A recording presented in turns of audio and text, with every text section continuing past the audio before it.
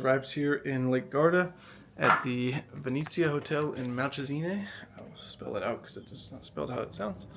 And we got a Lakeview hotel, and I'm very pleased with the result, I must say. I don't know if you can see in the camera, but the water is super clear. It's very typical pure mountain lake. A ferry that goes over there.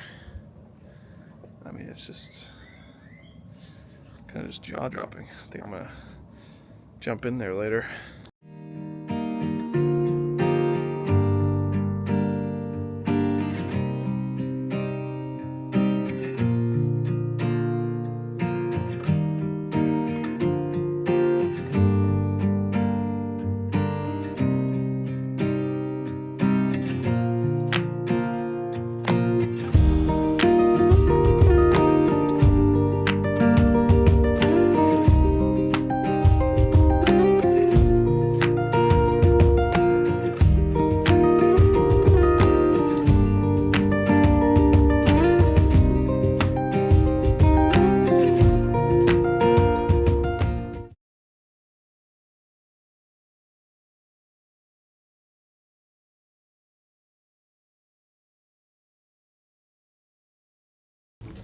Yeah, so we really didn't do much today.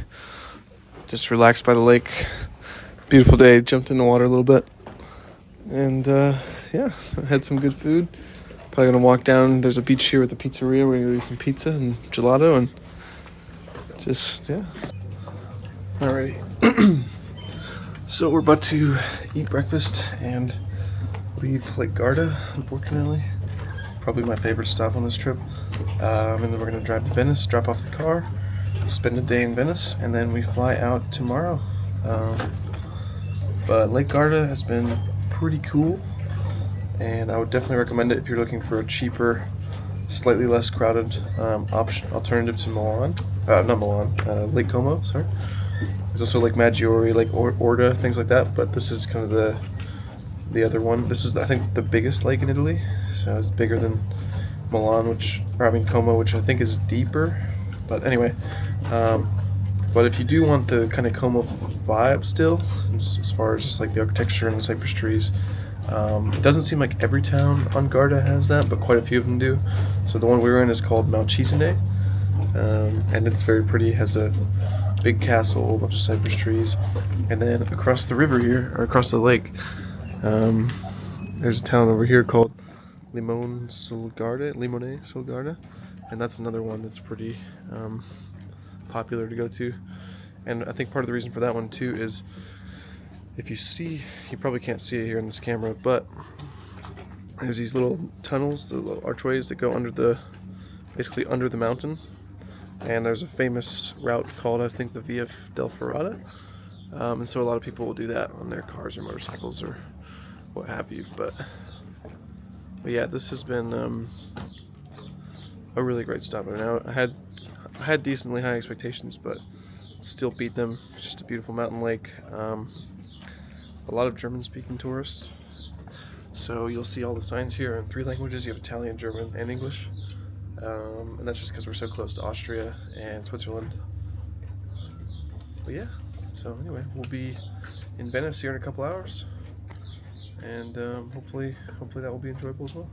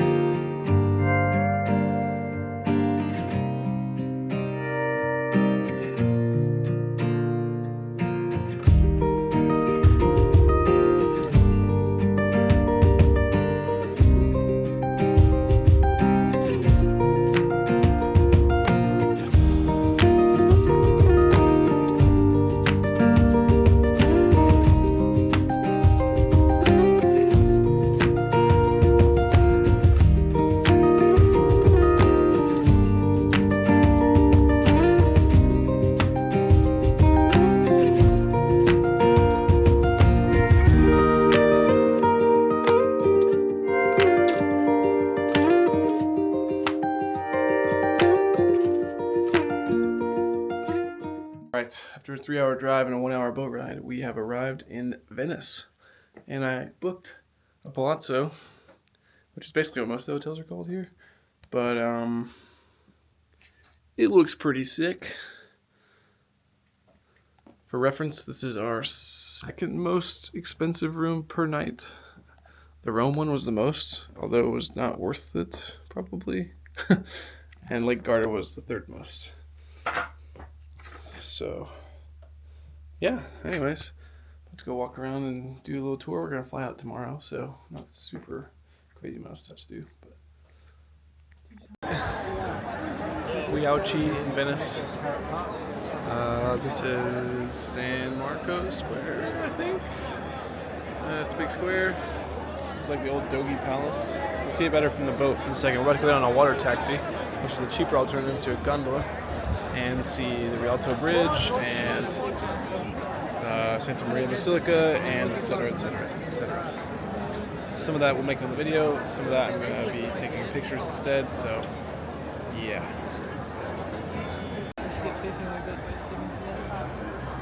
It's under scaffolding as always.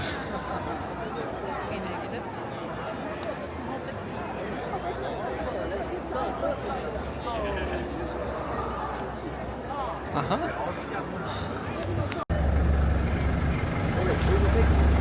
so I wanted to go through the Grand Canal. We were going to do the water taxi bus, and then we saw this taxi. Let's see how much that is, and it was 70 euros for both of us. So I was like, let's do it. And then I forgot to make sure that it actually goes through the Grand Canal. So now we're spending 70 euros for a really quick ride to a different destination, but that's fine. But we're on a wooden taxi now, so that's kind of cool.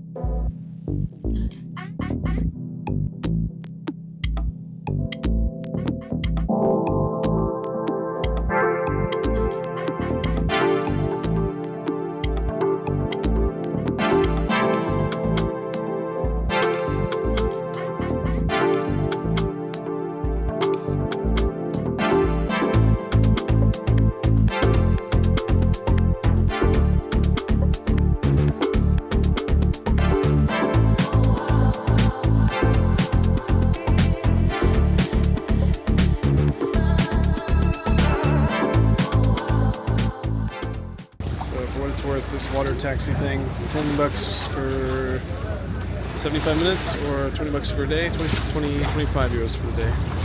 So I would recommend that if you're trying to save holidays.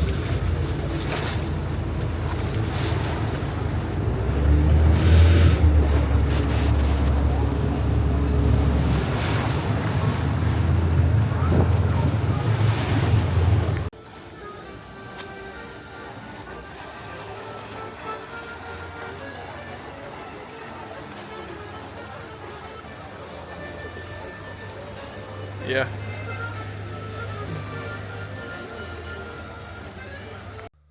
All right. We're about to take. Sorry. We're about to get on the plane. We'll get on the boat to get on the plane to go back to London. So that's it for Venice, and it's pretty cool. I thought it would be super touristy. And it is in some parts, but surprisingly, there seems to be a lot more local parts, even though it's really small. Like it's not that hard to get off the beaten path, kind of. And I think that's because people mainly go to these few things, and it's really easy to get lost otherwise. So like there's signs pointing to the major attractions, but otherwise you'll just be walking, and then your road will dead end into a canal, and so you have to like turn around and go find another one. So it's probably the most reliant I've been on maps walking anywhere, but pretty cool. The food here is like normal Italian food, or like traditional Italian food, but with some more seafood flavors. So that's pretty good. Had some like shrimp spaghetti last night. That is the end of our 9-day trip through Italy. 2 nights everywhere we went except for Venice, only 1 night. We didn't go into any museums, but otherwise I think we saw most of what we wanted to see. I had to rank them. I don't know if I could fully yet. I put Garda number 1. I think I want to say Tuscany number 2. That's kind of close. And then I would probably say, I don't know, between Florence and Venice. The cities are all kind of close to me. I actually don't know which one I would pick, but they're all different vibes. I think Florence was the least touristy, or I should say had the smallest tourist area, but was very touristy within that area. So either way. And Venice is kind of, the cool thing about Venice is it's all done by boats. They have UPS boats, medical boats, firefighter boats.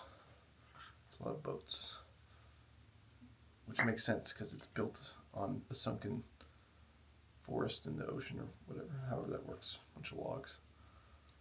Thanks for watching. If you enjoyed this, like and subscribe, and